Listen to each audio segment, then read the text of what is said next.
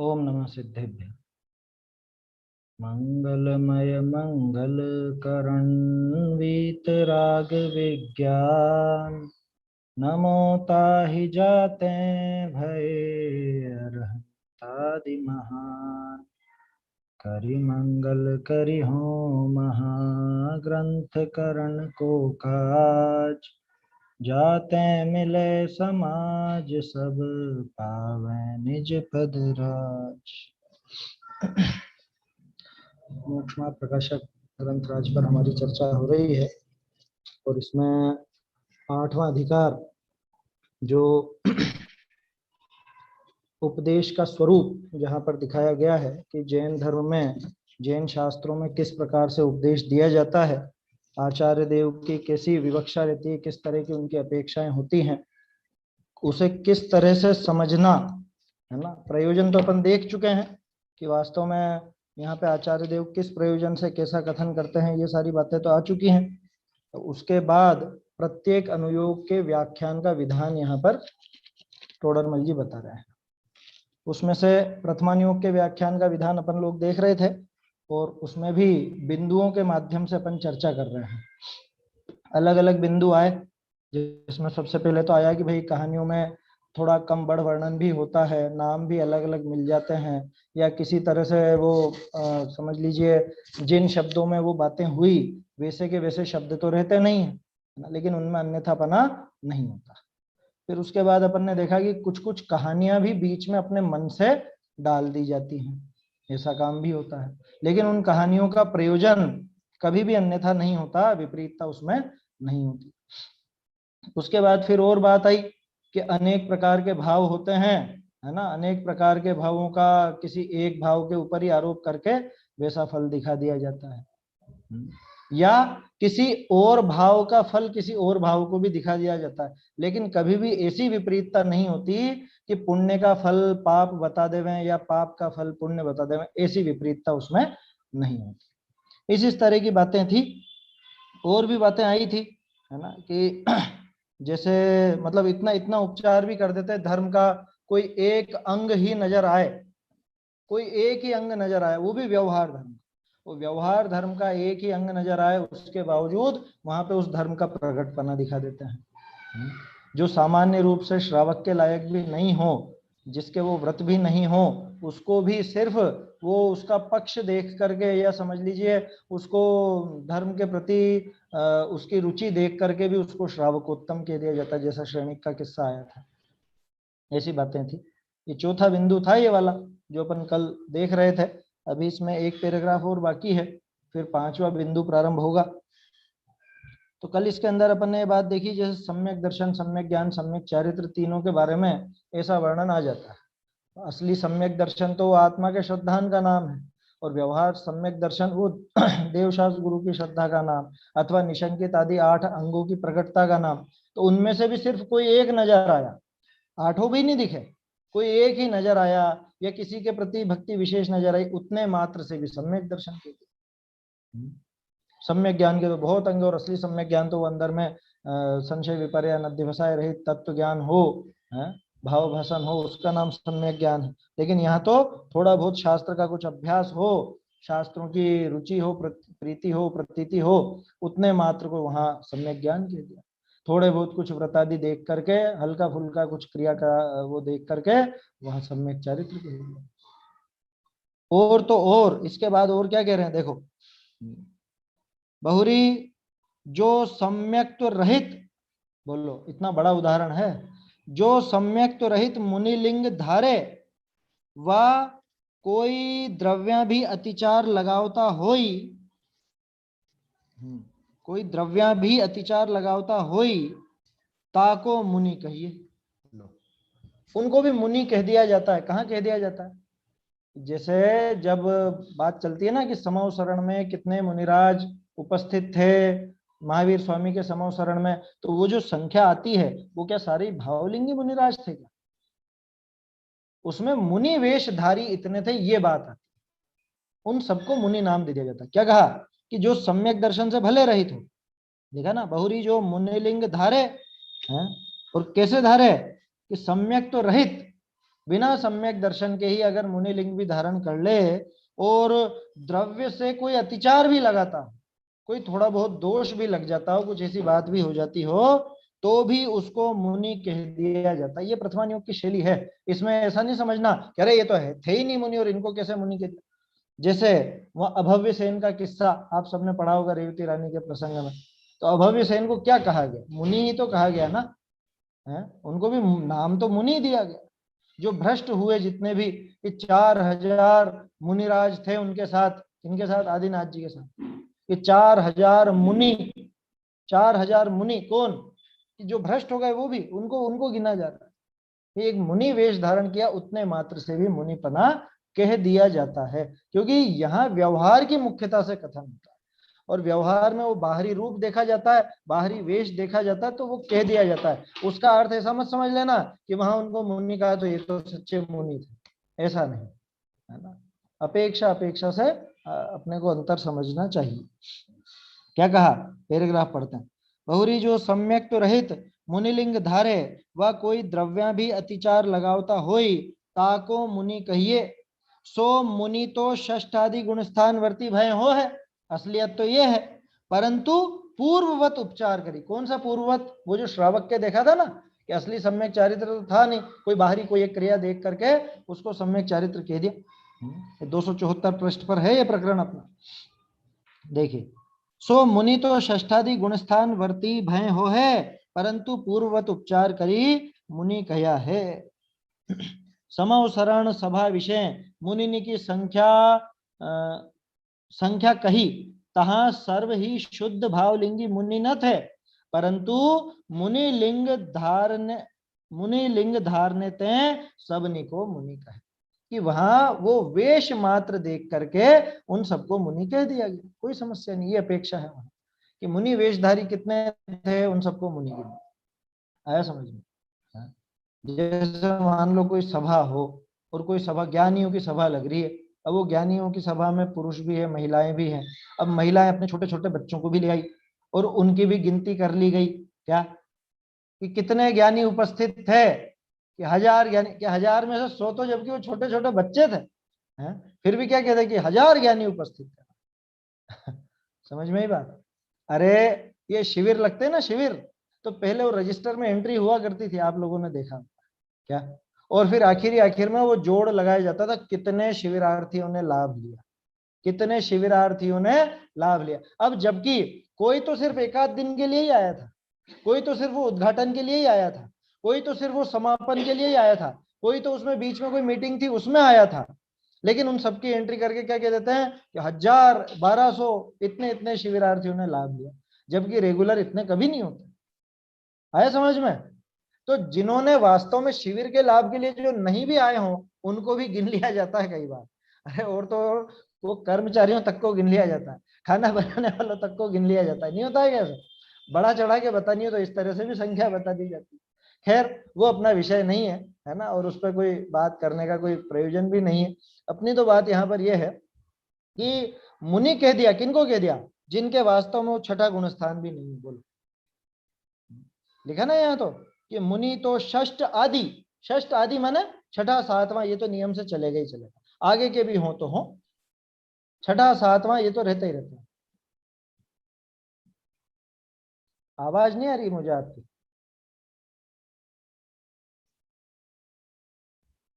नहीं, मुझे आवाज नहीं आ रही नंबर क्या है? Page number, page number 274, 274, 274। हाँ, पेज नंबर 274। देखो क्या कह रहे हैं, हस्तलिखित में 347 पर है, प्रकाशित में 274 है। क्या कह रहे हैं, जो सम्यक तो रहित मुनिलिंग धारे व कोई द्रव्य अतिचार लगावता हो। बोलो, अतिचार भी लगाता हो तो भी, अरे दोषपूर्ण हो तो भी सिर्फ वो मुनि के वेश मात्र से उनको मुनि संज्ञा दे दी जाती है, जबकि वास्तविकता क्या है कि वास्तविकता तो यह है कि मुनि तो षष्ठ आदि गुणस्थान वर्ती भय हो है। लेकिन पूर्ववत उपचार से, जिस उपचार से श्रेणी को श्रावकोत्तम कहा, उस उपचार से या उससे भी थोड़ा और बढ़ करके उस उपचार से उनको मुनि संज्ञा दे दी जाती है।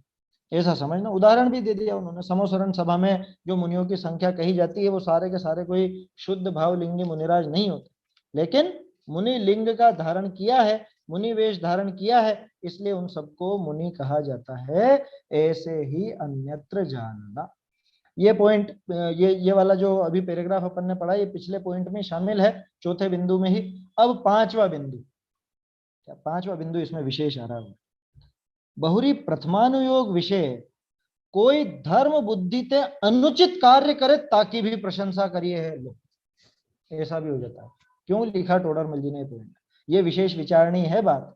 बाकी जो 4 पॉइंट थे उसमें ऐसी बात नहीं थी कि अरे देखो विपरीत वर्णन कर दिया उसके, या कुछ ऐसी बात आ गई, ऐसी ऐसी कोई बात नहीं थी। यहाँ तो धर्म बुद्धि से जो अनुचित था उसकी भी प्रशंसा कर दी। अब गड़बड़ क्या होती है, प्रथमानुयोग में अपन क्या देखते हैं, अरे देखो उन्होंने भी तो किया था, उसने भी तो ऐसा किया था, उसकी भी प्रशंसा करी आचार्य देव ने। तो सारे के सारे काम वो अनुपालन करने, अनुसरण करने लायक नहीं होते, ये कहना चाह रहे हैं टोडरमल कि उनका भाव समझना कि वहां आचार्य देव ने जो प्रशंसा करी है वो प्रशंसा क्यों कर दी, वो प्रशंसा लायक वास्तव में है या नहीं, या वो अनुसरण करने लायक वास्तव में है या नहीं है? ये हमको इस पॉइंट से समझना पड़ेगा। तो बहुत काम का है ये पॉइंट, क्योंकि प्रथमानुयोग में किसी बात की प्रशंसा हो गई और लोग बाग उसी का अनुसरण करने लग जाएं, ऐसा हर काम में नहीं करना। ये देखना कि वो धर्म बुद्धि से उचित है या अनुचित। 3-4 उदाहरण भी देंगे टोडरमल जी इसमें, इससे स्पष्ट हो जाएगा। बाकी तो फिर अपनी बुद्धि से समझना सभी जगह, क्योंकि कितने उदाहरण लिखेंगे हैं? एक लिमिट है ना, 4-5, इससे ज्यादा क्या उदाहरण लिखेंगे। देखिए, जैसे पहला उदाहरण, विष्णु कुमार मुनि ने का उपसर्ग दूर किया, सो धर्मानुराग ने किया, परंतु मुनि पद छोड़ी यह कार्य करना योग्य न था। जाते ऐसा कार्य तो गृहस्थ धर्म विषय संभव है, और गृहस्थ धर्म ते मुनि धर्म ऊंचा है, सो ऊंचा धर्म छोड़ नीचा धर्म अंगीकार किया, सो अयोग्य है। फिर प्रशंसा क्यों करी, परंतु वात्सल्य अंग की प्रधानता करी, विष्णु कुमार जी की प्रशंसा करी। ठीक है, कि तो हम भी तो उनका अनुसरण करें कि नहीं, इस छल करी और निको ऊंचा धर्म छोड़ी नीचा धर्म अंगीकार करना योग्य नहीं। ये गजब की बात है। ये प्रकरण भी ज्वलंत है, हमेशा ज्वलंत रहता है। क्या बहुत से लोग विष्णु कुमार जी का नाम लेकर के अपनी उग्रता का पोषण करना चाहते हैं, है ना। जो ऊट पटांग कुछ भी बड़बोलापन है, या समझ लो कि लड़ाई झगड़े पर उतारू हो जाना, कि धर्म रक्षा के लिए तो दूसरे को नष्ट कर दो, ऐसा कर दो, वैसा कर दो, ऐसी जो बातें करते हैं, वो विष्णु कुमार जी का उदाहरण लेकर के अपनी उस दुर्भावना का पोषण करते। इसलिए टोडरमल जी को लिखना पड़ा क्या, इस छल से, भैया छल ग्रहण मत करना। प्रथमानुयोग में उनकी प्रशंसा की गई है तो पहले यह समझना कि वो प्रशंसा क्यों की गई। सबसे पहले तो यह समझना कि धर्म बुद्धि से वो कार्य उचित था या नहीं, धर्मानुकूल था या नहीं, सबसे पहले तो यह समझना है ना। प्रसिद्ध उदाहरण है, सबने सुन रखी है कहानी, विष्णु कुमार जी का किस्सा है। विष्णु कुमार जी ने वो 700 मुनिराजों पर उपसर्ग आया था, उस उपसर्ग को दूर करने के लिए वो बोने का वेश बनाया। कब बनाया, श्रावक दशा में बनाया। थोड़ा सा इस प्रकरण पर बात करते हैं। उन्होंने वो जो उपसर्ग आया, कहानी तो सबको मालूम है, मैं पूरी कहानी डिटेल में नहीं बताऊंगा। हुआ क्या था कि जब कोई और नहीं दिखा और उनका राज था चारों मंत्रियों का, तो चारों मंत्री तो वो मुनिराजों को मतलब समाप्ति कर देते, उनकी तो दुर्भावना ऐसी थी। तो वो एक श्रावक को विकल्प आया कि अरे कैसे होगा, क्या होगा, है कैसे बचेंगे। तो उनको पता पड़ा कि वहां पे कोई मुनिराज है ना। कौन मुनिराज है, कि वो विष्णु कुमार जी हैं, कि ये जिस राजा का राज्य था ना, जिसने राजपद छोड़ दिया, उसी के भाई वो विष्णु कुमार जी वहां बैठ करके ध्यान कर रहे हैं, उनको वो विक्रिया रिद्धि प्रकट हुई है और वो कर सकते हैं अगर करें तो। ऐसी खबर मिली किसी को, क्षुल्लक जी थे शायद। तो वो क्षुल्लक जी वहां पहुंचे, उनसे निवेदन किया। उन्होंने कहा अरे देखो बहुत दुख की बात है, लेकिन मैं क्या कर सकता हूँ। कह रहे आप ही तो कर सकते हो, कि विक्रिया रिद्धि है आपको। कह रहे क्या बात करते हो। तो हाथ लंबा करा तो मनुष्योत्तर तक जा पहुंचा। आया समझ में। ऐसे उनको खुद की विक्रिया के बारे में पता चला। फिर भी उनके मन में एकदम से विचार नहीं आया था, लेकिन मैं कैसे करूंगा, मैं तो मुनि हूं, ये हमारी भूमिका में संभव नहीं। तो फिर अब सोचो, आप कल्पना करो वो सारी बातें हुई होंगी कि नहीं हुई। अपने साथियों से उन्होंने राय मशविरा किया होगा कि नहीं, तब फिर उनको लगा होगा कि ये काम अपनी भूमिका में तो हो नहीं पाएगा, तो अब एक काम किया जाए। अब ऐसा संकट देखा भी नहीं जाता, धर्म के ऊपर, धर्मात्मा के ऊपर ये संकट आया है, कुछ ना कुछ तो रक्षा करनी ही पड़ेगी, करनी चाहिए। तो उन्होंने वो अपना खुद का नुकसान किया, खुद का ऊंचा पद, मुनि पद, उस मुनि पद को छोड़ करके वो श्रावक दशा अंगीकार की, है ना, वो बावनिये का वेश बनाया, ब्राह्मण का वेश बनाया, और वो चारों मंत्री जो राजा बन गए थे उनके सामने जाकर के वो सारा काम किया। वो जो भी सारा किस्सा हुआ, 3 कदम भूमि मांग करके और फिर उसको उसको उसका मान खंडित करके उसको जीत लेना, और ये सारी बातें हुई। उस डिटेल में नहीं जाना अपने को तो ये बात करनी है कि ये विष्णु कुमार जी की खुद की नजर में वो काम कैसा था। विक्रिया रिद्धि तो प्रकट हो ही गई थी, कहाँ हुई थी, मुनि दशा में ही प्रकट हो गई थी। चाहते तो मुनि दशा में ही उपयोग कर सकते थे उसका, नहीं कर सकते थे? बिल्कुल कर सकते थे, 100% कर सकते थे। लेकिन उनकी नजर में क्या था ये काम, उनको खुद को कैसा लगता था ये काम, उनको खुद को अपनी भूमिका के लायक नहीं लगता था। आया समझ में? उनकी भूमिका जो छठे सातवें गुणस्थान की भूमिका थी, जो 3 कषाय चौकड़ी के अभाव रूप भूमिका थी, उस भूमिका के लायक उनको वो काम बिल्कुल नहीं लगता था। इसलिए उन्होंने कहा कि नहीं, मुनि पने पर तो दोष नहीं आने दूंगा, मुझे ये विकल्प बहुत तीव्र हो गया है इनकी रक्षा का, लेकिन ये काम जो है ये श्रावक दशा में संभव है। मेरी दशा अभी इस वक्त मुनि दशा है, और मुनि दशा में तोहमत नहीं लगने दूंगा कि अरे देखो मुनि होकर के ऐसा छल किया, मुनि होकर के ऐसा काम किया, ऐसा दोष मुनि पद पर नहीं आने दूंगा। इसलिए मैं ये मुनि दशा छोड़ करके श्रावक दशा, गृहस्थ दशा अंगीकार करके और फिर वो काम करूंगा। और ऐसा किया उन्होंने, और बाद में उसका प्रायश्चित किया, फिर से दीक्षा ली। आपको पता सबसे बड़ा प्रायश्चित कौन सा होता है? सबसे बड़ा प्रायश्चित होता है छेद।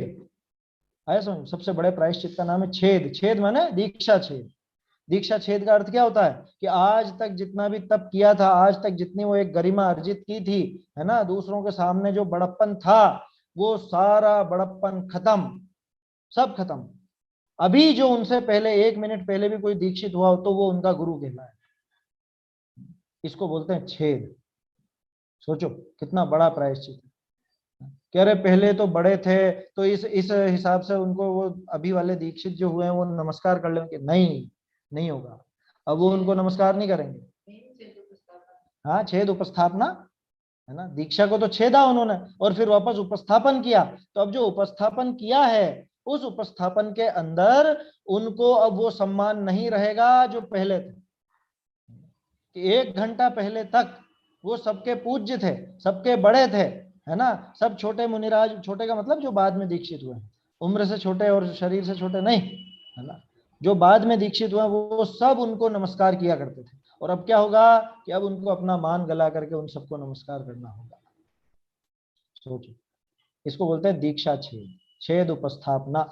ये प्रायश्चित है, छेद उपस्थापना। तो सोचो ये काम, ये जो काम हुआ मुनिराज की रक्षा का, देखो रक्षा करना गलत हुआ अच्छा हुआ ये बात नहीं चल रही, बात ये चल रही है कि उनकी भूमिका के लायक था क्या?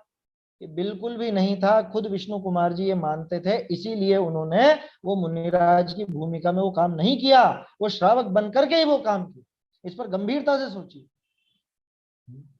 चाहते तो नहीं करते। अच्छा मान लो कि ऐसा किस्सा बनता ही नहीं, है ना, 700 मुनिराज पर उपसर्ग आया, वो उपसर्ग भी होता रहता और कोई और रक्षा करता, विष्णु कुमार जी रक्षा नहीं करते, अपना मुनिपद छोड़ करके वो रक्षा नहीं करते, तो क्या गलत करते? सोचिए, है ना, गंभीर है बात, थोड़ी सी आपको अटपटी भी लग सकती है। अगर वो रक्षा नहीं करते, दीक्षा छेद करके और अपने आत्मा में ही लीन रहते, वो शुल्लक जी आए, शुल्लक जी ने वो समस्या बताई, लेकिन वो कह ये चुप हो जाता, अरे देखो बहुत बुरा हुआ लेकिन क्या कर सकते हैं, हमारे हाथ की तो बात है नहीं, ये तो जैसा पुण्य पाप का उदय है वैसा होगा, ऐसा कुछ विचार करके और वापस अपने आत्मा में लीन हो जाते। तब आप क्या कहते हैं विष्णु कुमार जी? क्या कहते हैं हम? हमारी नजरों में वो हीरो होते हैं कि विलेन होते, क्या होते? ये थोड़ा सा विचार करें गंभीरता से। जबकि वास्तविकता क्या है? कि वास्तविकता तो यह है कि मुनि पद के लायक तो वही काम था। कौन सा? कि वो आत्मलीन रहते, अपने आत्मा का ध्यान करते, मोक्ष जाते, यही काम था, असलियत तो यही थी। है ना। और ये बात मेरे मन से नहीं कह रहा हूं, खुद विष्णु कुमार जी को उचित नहीं लगी ना, तभी तो उन्होंने वो दीक्षा छेदी। और ऐसा वर्णन आपको लगभग लगभग हर ग्रंथ में मिल जाएगा, कैसा कि वो उनको उचित नहीं लगा इसलिए दीक्षा छोड़ करके और वो गृहस्थ बन। ये लगभग हर ग्रंथ में मिल जाएगा। पहली बात तो ये जो कथा है ना, ये कथा एज इट इज सब जगह नहीं मिलेगी क्या, और ये तिथि तो मिलेगी ही नहीं। उसके बारे में पहले कोई गोष्ठी वगैरह हुई थी, उसमें काफी डिटेल से मैंने बताया था, है ना। वो कभी और चर्चा आएगी तब करेंगे, अभी क्यों विषय से विषयांतर हो, है ना। वो क्या किस्सा है, रक्षाबंधन है कि नहीं है, वो तिथि है या नहीं है, वो सारी बात तो जब आएगी तब कर लेंगे। अभी आने ही वाली है, थोड़े समय बाद आएगी, सही 2-1 महीना, तब कर लेंगे, क्यों अभी विषय से विषयांतर हो। खास बात यह है कि जो उपसर्ग दूर किया उन्होंने, तो वो विष्णु कुमार जी को अपने वो पद के लायक लगा क्या, अपनी भूमिका के लायक लगा क्या कि नहीं लगा। और जिन आचार्यों ने यह वर्णन किया है, क्या उनको भी ये उचित लगा क्या कि नहीं लगा। लेकिन फिर भी उनकी प्रशंसा की गई, क्यों की गई कि उनका वो धर्म का वात्सल्य देख करके, उस एक अंग को देख करके प्रशंसा की है। उस वात्सल्य के पीछे वो जो दीक्षा छोड़नी पड़ी, वो जो उनको गृहस्थ दशा अंगीकार करनी पड़ी, उसकी प्रशंसा नहीं की गई। समझ में ही बात। अब हमको क्या करना, कह रहे विष्णु कुमार जी के जैसे हमको धर्म की रक्षा करनी। देखो, श्रावक की दशा में, गृहस्थ की दशा में तो बहुत सारी बातें संभव है, युद्ध भी लड़े जा सकते हैं, है ना, और धर्म की रक्षा के लिए तो प्राण भी दिए जा सकते हैं, और कदाचित प्राण लिए भी जा सकते हैं, कदाचित। श्रावक की दशा में ध्यान रखना, आया समझ में। उसमें कोई ऐसा युद्ध वगैरह हो या कुछ बात हो तो वैसी बात हो सकती है। लेकिन मुनि की भूमिका में क्या होगा, है, मुनिराज की भूमिका में संभव है, मुनिराज की भूमिका में संभव नहीं। ये शिक्षा इस प्रकरण से लेनी चाहिए। उनका वात्सल्य प्रशंसनीय है, उसकी कोई दिक्कत नहीं, उसमें वात्सल्य प्रशंसा योग्य है। लेकिन लेकिन वो वात्सल्य भी किस काम का, जो उन्हें अपने पद से नीचे गिरा दे, ये असलियत है। ठीक है, इसको गंभीरता से सोचिएगा, एकदम से उछलने की जरूरत नहीं है। कह रहे वो वात्सल्य बुरा है, मैं बुरा नहीं कह रहा हूं, मैं ये कह रहा हूं कि वात्सल्य क्या है, कौन सा भाव है, शुभ भाव है, अशुभ भाव है कि शुद्ध भाव है। वात्सल्य शुभ भाव है, स्पष्ट रूप से शुभ भाव है, ठीक है ना। वात्सल्य माने साधर्मी के प्रति प्रेम, प्रेम माने राग, शुभ भाव। और मुनिराज की भूमिका में जो काम होता है आत्मलीनता का, वो कौन सा भाव है कि वो शुद्ध भाव है। और वो शुद्ध भाव जिससे छूटा, वो शुभ भाव को भला कैसे कहा जा सकता है। समझ में आ रही है बात। लेकिन फिर भी आचार्यों ने जहां वात्सल्य की महिमा दिखानी थी, जहां वात्सल्य को महत्व देना था, वहां पर उनकी प्रशंसा भी की है। ठीक है, तो ये तो आचार्य की लेखनी की स्टाइल यहां पर बता दी। लेकिन अब हमें क्या करना, क्या हमको ऐसा छल ग्रहण करके ऊंची भूमिका छोड़ करके, या ऊंची भूमिका में ही वो नीचा काम करना, कि मुनिराज की रक्षा नीचा काम है क्या। मुनिराज के लिए नीचा काम, श्रावक के लिए नहीं है। आप हमारी अपनी दृष्टि से देख रहे हो, अपनी दृष्टि में तो बहुत अच्छा काम है, बहुत ऊंचा काम है। धर्म रक्षा हेतु प्राण दे देना, ये भी ऊंचा काम है अपनी अपनी नजर में। लेकिन मुनिराज की भूमिका के लिए तो ऊंचा काम नहीं कहा जा सकता ना। उससे ऊंचा काम तो वो शुद्ध भाव है ना। बोलो शुभ ऊंचा कि शुद्ध ऊंचा, सीधा सा प्रश्न है। इसी से बात समझ में आ जाएगी। तो शुद्ध भाव ऊंचा है, तो वहां उस वात्सल्य की महिमा नहीं की जा सकती मुनि भूमिका, है ना। इसीलिए विष्णु कुमार जी ने स्वयं ने भी वो दशा छोड़ी थी। और आचार्य ने जो प्रशंसा की है, वो प्रशंसा उस गृहस्थ दशा में किए गए वात्सल्य पूर्ण कार्य की है ना। मुनि दशा में तो न तो, अच्छा देखो, ये जो कहानी बताई गई, ये जो कथा इस तरह की आती है, जितने भी आचार्यों ने लिखे, वो चाहते तो नहीं लिख सकते थे कि ऐसा कि मुनि दशा में ही कर लिया। विष्णु कुमार जी ने तो चलो श्रावक बन करके किया, लेकिन कोई ग्रंथकार ऐसा भी तो लिख सकता था ना, नहीं लिख सकते थे। सभी आचार्यों को मुनि पद की गरिमा मालूम थी, सभी आचार्यों को मुनि पद की महिमा मालूम थी।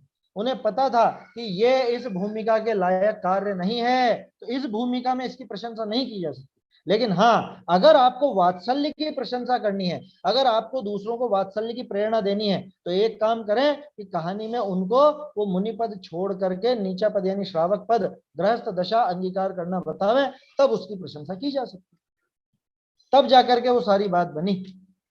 समझ में ही बात। तो इसमें खास पंक्ति वो आखिरी है, कौन सी, कि सो ऊंचा धर्म छोड़ी नीचा धर्म अंगीकार किया, सो अयोग्य, ये तो अयोग्य, ये तो गलत हुआ था काम, लेकिन वात्सल्य अंग की प्रधानता करी, विष्णु कुमार जी की प्रशंसा करी, यहां तक कोई दिक्कत नहीं। आखिरी पंक्ति, इस छल करी, इस छल से, इस बहाने से और अनिको ऊंचा धर्म छोड़ी, नीचा धर्म अंगीकार करना योग्य नहीं। ऊंचा धर्म छोड़ करके नीचा धर्म अंगीकार करना उचित नहीं।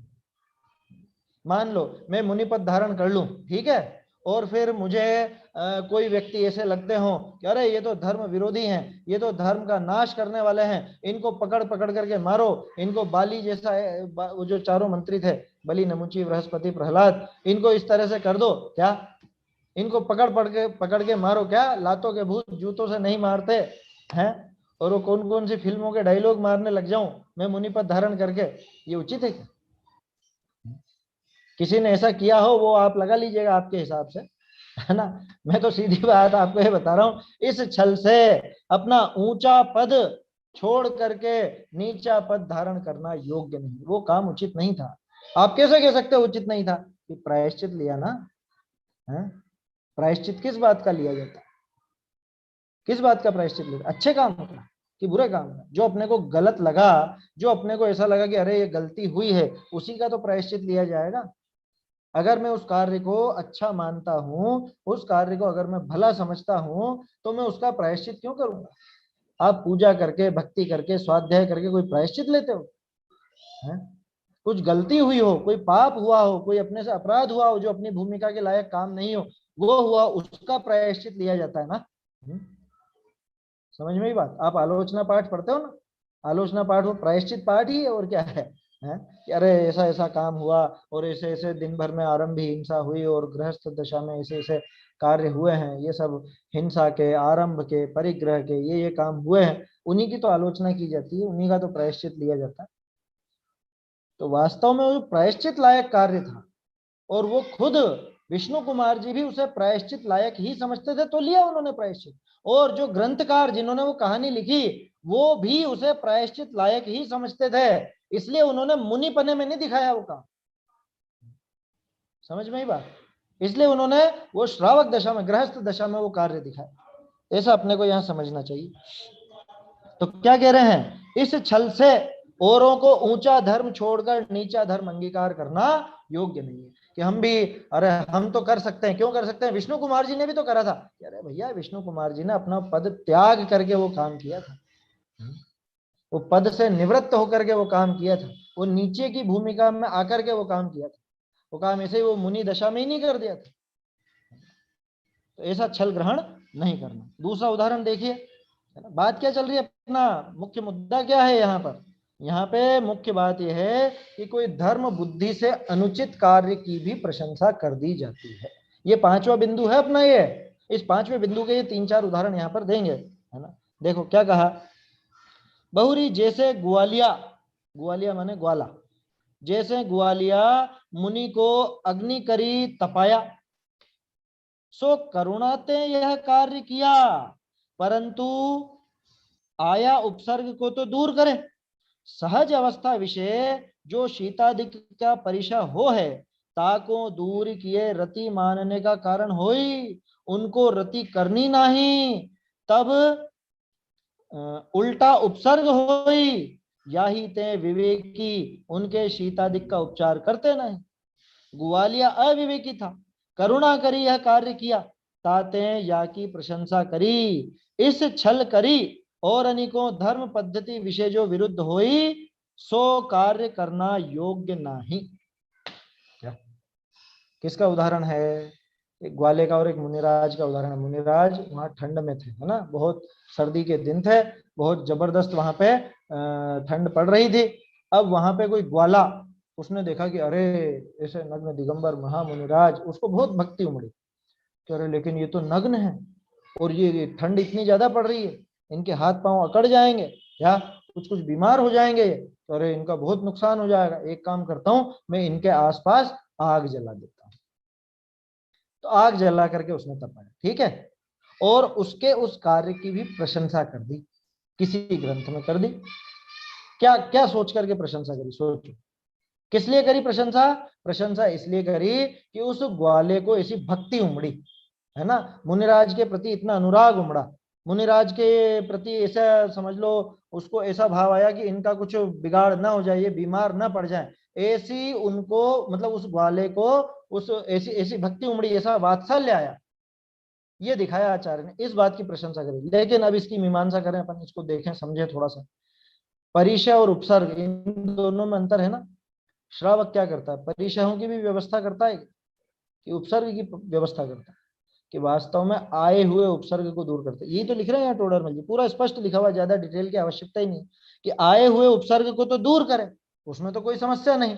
जैसे वो सांप डाल दिया वो श्रेणिक ने, तो चेलना ने उसके साथ जाकर के श्रेणिक से वो सांप हटवा दिया, है ना। या जैसे समझ लो कोई मुनिराज थे, उन पर वो व्यंतर आदि वो आकर के बाधा करते थे, और उन व्यंतरों को राम जी ने लक्ष्मण जी ने वहां पे क्या बोलते अपने जो वनवास था उनका, उस वनवास के समय पर, कौन सा जंगल था वो, उस वनवास के समय पर वो उन व्यंतरों को वहां से दूर भगाया, ये सारे काम करे। तो आए हुए उपसर्ग को तो दूर करे, उसमें दिक्कत नहीं है, लेकिन सहज रूप से जो प्राकृतिक परिचय होते हैं उनकी अगर व्यवस्था की जाए, व्यवस्था माने उनको दूर किया जाए, तो उल्टा रति मानने का कारण होगा। क्या रति मानने का कारण होगा, माने उनको अच्छा लगेगा। जैसे ठंड में मुनिराज बैठे थे, अब वो सर्दी तो वो सहन कर रहे थे, है ना, सहन कर रहे हैं अपनी भाषा। वास्तव में तो वो मुनिराज आत्मलीन थे, आत्म ध्यान कर रहे थे, तो अपने आप ही उधर का कोई विकल्प था ही नहीं, कोई विकल्प नहीं था, सहज रूप से वो सहन हो रही थी, है ना। तो परिचय सहन उनके चल रहा था।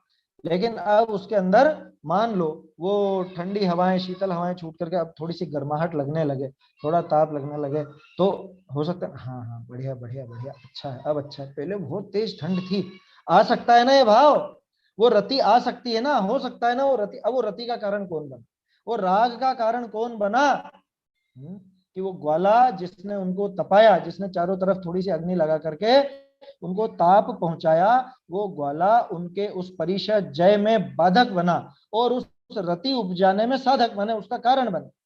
मुनिराज को रति करनी नहीं थी, मुनिराज को तो परिचय जय करना था, मुनिराज को तप करना था, है ना। समझ में ही बात, ऐसा बिल्कुल सीधा लिखा है, आया उपसर्ग को तो दूर करे, और सहज अवस्था विशेष शीताधिक करी परिचय हो है, चाहे सर्दी का हो गर्मी का हो। अरे उस बहाने से लोग बाग एसी लगाने लग जाएंगे मुनिराज के, कि मुनिराज ने तो नहीं कहा, हमने लगा दिया, मुनिराज ने तो नहीं कहा, हमने कूलर लगा दिया, क्या दिक्कत है उसमें, वो थोड़ी ना बोलते हैं, वो तो हमने लगाया। जैसे ग्वाले ने लगाया था उसकी भी तो प्रशंसा करी, प्रथमान योग में बताया तो है कि ग्वाले ने लगाया, ग्वाले ने उसको उनकी वो ठंडक मिटाने के लिए, सर्दी मिटाने के लिए वो ताप लगाया, तो हमने भी सर्दी में हीटर लगा दिए, हमने भी अलाव जला दिया, क्या दिक्कत है उसमें, ऐसा छल ग्रहण कर सकते हैं। प्रश्न है क्या किसी को, माइक चालू हुआ है किसी का? Under the sleep mode, release. चलिए, तो क्या कह रहे हैं, आए हुए उपसर्ग को तो दूर करे, उसमें समस्या नहीं है, लेकिन सहज अवस्था में जो शीतादिक से परिचय होते हैं उनको दूर करने पर रति मानने का कारण होगा, और मुनिराज को रति करनी नहीं है, तो ये तो उल्टा उपसर्ग हो गया उनको। बोलो, वास्तव में तो उल्टा उपसर्ग हुआ, हालांकि जिन्होंने वो कहानी लिखी उन ग्रंथकारों ने उसको उपसर्ग नहीं कहा, क्योंकि उनको तो उसके वो वात्सल्य भाव की, वो करुणा भाव की या भक्ति भाव की वो एक तरह से उसका प्रदर्शन करना था उनको, इसलिए उन्होंने नहीं लिखा। लेकिन वास्तविक देखा जाए तो उल्टा उपसर्ग होता है। याहिते विवेकी जो समझदार लोग हैं वो उनके शीतादिक का उपचार करते नहीं, ये बात ग्रहण करने की। जो समझदार है वो परिचय को दूर नहीं, उपसर्ग को जरूर दूर करेंगे, आए हुए उपसर्ग को जरूर दूर करेंगे, लेकिन परिचय को दूर नहीं करते। 22 परिचयों को तो जीतते हैं मुनिराज, आप उन परिचयों को ही दूर कर दोगे तो क्या जीतेंगे वो, ये बताओ, कैसे फिर इच्छा का निरोध होगा, कैसे तप होगा मुनिराज का? क्योंकि होने लगा ना आजकल तो बहुत छल ग्रहण होने लग गया इस संबंध में। क्या अलग अलग वो समझ लीजिए सब व्यवस्थाएं बनने लग गई हैं, सर्दी है तो हीटर की व्यवस्था हो गई, गर्मी है तो एसी कूलर की व्यवस्था हो गई, पंखे की व्यवस्था हो गई, या और कुछ नहीं तो एक काम करो, कमरे के बाहर खस की टाटियां लगा दो और बाहर चलाओ पंखे, है ना। मुनिराज जहां बैठे हैं वहां मत चलाओ, बाहर चलाओ, बाहर बाहर तो हम बैठे हुए हमने चलाए पंखे, और वो पंखों की हवा से उनको अच्छी ठंडी ठंडी हवा लगने दो। ये उल्टा दोष है, उल्टा दोष, ये मुनिराज के ऊपर उपसर्ग है। क्या लिखा? उपसर्ग है ये मुनिराज के ऊपर। समझ में ही बात? परिशह को दूर करने का भाव वो मुनिराज के ऊपर उपसर्ग है। कल से ऑल आउट लगाने लग जाएंगे क्योंकि मच्छर है ना, मच्छर, अब वो मच्छरों के लिए तो ऑल आउट लगाओ, कछुआ छाप लगाओ, क्या क्या क्या आते हैं आजकल, तो बहुत सारे साधन आते हैं। अब मुनिराज को तो दंश मशक है, उनका परिचय सहन करना है, और आप वहां पे ऑल आउट लगा करके आ गए। ये क्या हुआ? ये उल्टा रति मानने का कारण होने से उल्टा उपसर्ग हो गया। ये मुनिराज के ऊपर उपसर्ग है। आया समझ में? ये उसने कोई परिचय दूर नहीं किया, बल्कि मुनिराज पर उल्टा उपसर्ग किया है। और ये बात टोडरमल जी की जेब की बात नहीं है, ये आपको मूलाचार आदि में सब स्पष्ट लिखी हुई मिलेगी। अष्टपहुड़ और मूलाचार देखिएगा। देखिए यहाँ छोटा सा एक संशोधन है, ये सोनगढ़ वाली पुस्तक में ही है, ये भी जो सोनगढ़ से प्रकाशित हुई ना।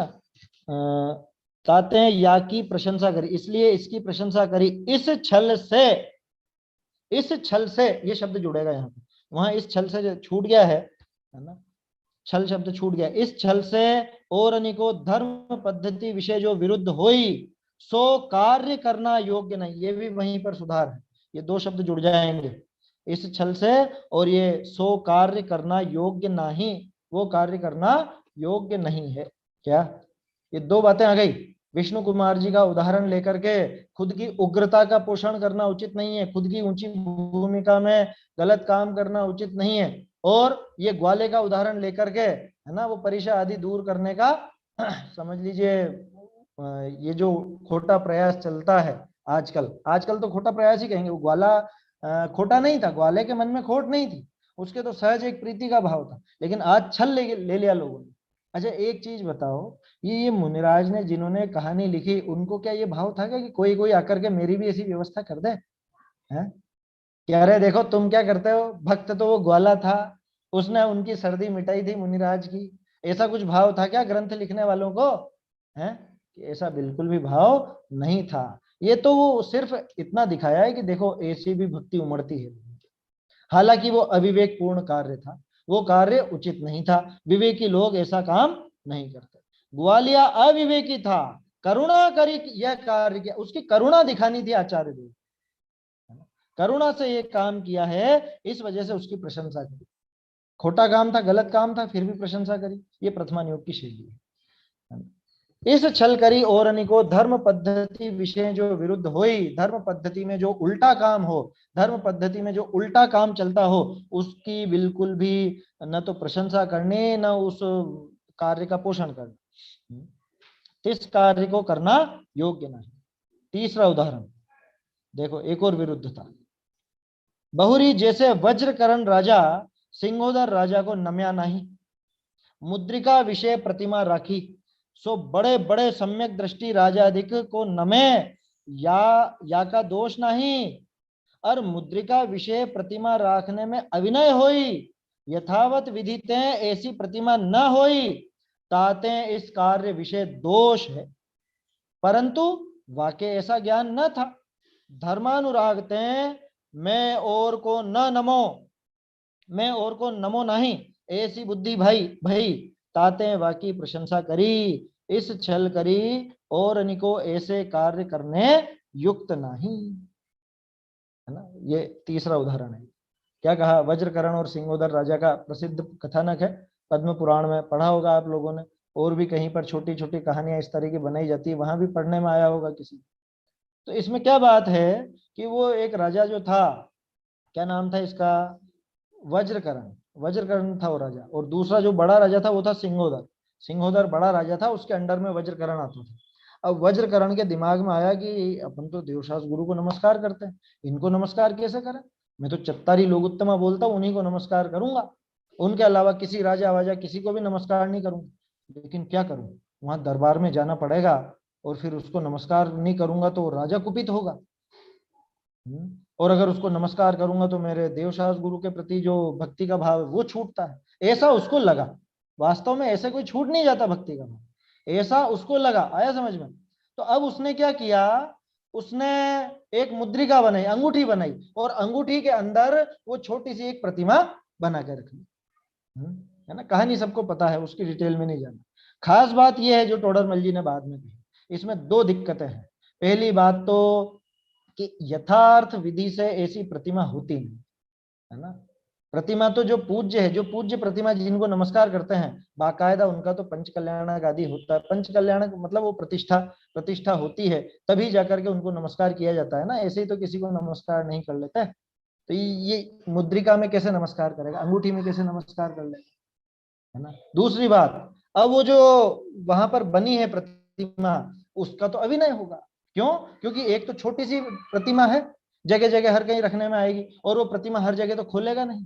राजकाज कर रहा है, दूसरे को दंड दे रहा है, तो भी उसी समय पर वो प्रतिमा हाथ में है। भोजन कर रहा है तो प्रतिमा हाथ में, और दूसरे काम कर रहा है, नहा रहा धो रहा है, तो भी वो प्रतिमा हाथ में। अभिनय होता है। देखो, इससे इस लाइन से एक चीज सीखने की है, क्या? कि वो लोग बहुत से जो बना लेते हैं ना, नमोकार मंत्र का वो बना लिया, ब्रेसलेट बना लिया, या कुछ ऐसा बना लिया, या उस पर चित्र बना लिए भगवान के, महाअभिनय का कारण है।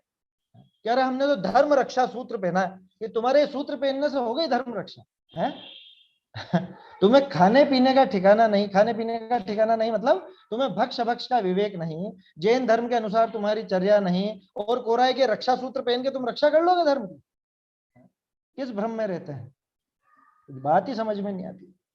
तो इसलिए ये इस प्रकरण से अपने को ये सीखना चाहिए। ये चीजें ऐसी नहीं है कि आप यहाँ धारण कर लिया, यहाँ धारण कर लिया, लॉकेट बना के पहन लिया, गले में लॉकेट पहनते हैं बहुत से, भगवान की फोटो रख ली उसके अंदर, या छोटी मोटी ऐसी कोई प्रतिमा की ऐसी डिजाइन बना ली है, सुनार से बनवा करके, और वो लटका लिया गले में। ऐसी कोई विधि होती नहीं है, ऐसे पूज्यपना होता नहीं, और उल्टा अभिनय होती। ठीक है, तो साहब क्यों प्रशंसा कर दी उसकी? अरे वो अविवेकी था, उसको मालूम नहीं था। सिर्फ एक भाव उसको जबरदस्त था, कौन सा? कि वीतरागी देवशास गुरु के अलावा मैं किसी को नमस्कार नहीं करूंगा। इस भाव की प्रशंसा की गई है, इस भाव मात्र की प्रशंसा की गई है। यहाँ आया समझ में? मैं और को न नमो ऐसी बुद्धि भई ताते वाकी प्रशंसा करी, इस छल करी औरनी को ऐसे कार्य करना युक्त नहीं। इस छल से उसको इस तरह के काम नहीं करने चाहिए, या ऐसे छल से कोई और ग्रहण कर ले कि अरे उसने भी देखो अंगूठी बनवाई थी, अरे देखो बहुत बढ़िया प्रसंग आया प्रथमान योग में, अपन भी एक अंगूठी ऐसी बनवा लो, है अपन भी इसमें अनंत भगवान की वो बनवा लो, या मुनिराज बनवा लो, या कुछ नमो कार्ड लिखवा लो, क्या ब्रेसलेट बनवा लो। ऐसा काम नहीं करना कभी भी, महाअभिनय का कारण है, महापाप का कार्य है ये। हमको लगता है कि हम धर्म कर रहे हैं, हमें लगता है कि हम तो देवशास गुरु के अनन्य भक्त हैं, कि हम तो हमेशा अपने हाथ में उनको धारण करके रखते हैं, या हम तो हमेशा गले में लटका करके रखते हैं उनको। अरे तुझे पता नहीं है कि तू कितना उसमें अभिनय कर रहा है। समझ में आई बात? तो ऐसा वहां पर विपरीतता होती है, और वो यथार्थ विधि से ऐसी प्रतिमा न तो पूज्य है, न उसका निर्माण होता है। ये सारी बात इसमें समझ लीजिए। और जो लोग सोने की जाप बनवा लेते हैं, उसी को पहन लेते हैं, उसी से जाप देने लगते हैं। बस ये समझ लीजिए, ये प्रकरण में आ गया जवाब उसका, है ना। ये अभिनय है। सोने की क्या क्या बोला आप? जाप? हाँ, वो 108 मोती की वो बनवा लेते हैं माला। माला? माला उसी वो को तो पहन लिया। फेरने के लिए बनावे, फेरने की बनावे वो अलग बात है, बाकी उसको पहन लेवे वो गलत है, वो पहनने की नहीं होती। गले में से उतारी और गंदों तक ऐसे डाला और उसी से जाप देने लगते हैं। वो तो गले में क्या तो समझा? इसलिए पहनते हैं कि हम भूल जाएंगे, ऐसे बताते हैं पंडित साहब मुझे। जो इतनी सी बात भी भूल जाएगा वो क्या जाप देगा? ऐसे बोलती है सब महिला से हमारी कभी इतना चर्चा इतना होती भी है। विवेक नहीं है, जो भूल हाँ। जावे वो क्या जाप देगा, वो क्या माला फेरेगा? समझ में ही बात? इसलिए वास्तव में विनय का बहुत ध्यान रखना चाहिए। ये तो प्रथमान योग में ऐसे जो प्रकरण दिए हैं, ये तो टोडरमल जी का बहुमान समझिए, मतलब इनकी महिमा समझिए, जो उन्होंने हमको कारण बता दिया कि क्यों इनकी प्रशंसा है। नहीं तो हमारा तो दिमाग ही चकराता रहता कि देखो लिखी तो है यहाँ पे, ये प्रथमान योग में आया तो है ये किस्सा, तो ये अच्छा ही तो किया है। अच्छा किया कि गलत किया, ये अपने को ये यहाँ से समझना चाहिए, है ना। देखो समय हो गया है, अभी एक आध उदाहरण और है, ये अपन कल देखेंगे। तो ये 4-5 उदाहरण यहाँ पर दिए हैं। कौन सा बिंदु है? ये अपना 5वां बिंदु। प्रथमान योग में इस तरह की व्याख्यान की विधि चलती है कि कहीं कहीं कोई अनुचित कार्य हो, उस अनुचित कार्य की भी प्रशंसा कर दी जाती है। 3 उदाहरण तो ये हो गए, आगे और 2-1 उदाहरण शायद और हैं, उसकी चर्चा फिर अपन कल करेंगे। भाई साहब भी पधार चुके हैं। निज निधि निज में बताई, यह अनंत उपकार है।